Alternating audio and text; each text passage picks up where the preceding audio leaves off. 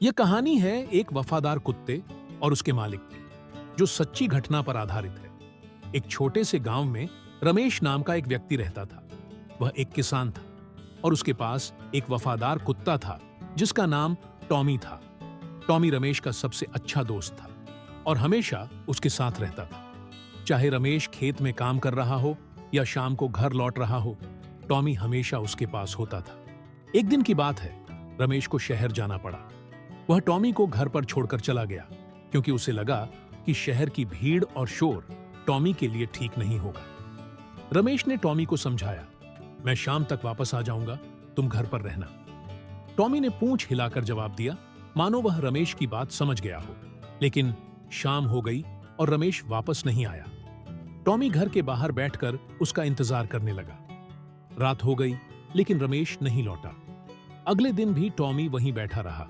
उसकी नजरें गांव के रास्ते पर टिकी हुई थीं। गांव वालों ने उसे खाने के लिए कुछ दिया, लेकिन टॉमी ने कुछ नहीं खाया। वह बस अपने मालिक का इंतजार करता रहा।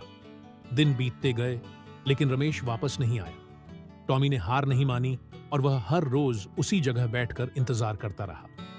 गांव वाले उसकी वफादारी देखकर हैरान थे। उन्होंने कोशिश की कि टॉमी को समझाएं कि रमेश शायद वापस नहीं आएगा, लेकिन टॉमी नहीं माना।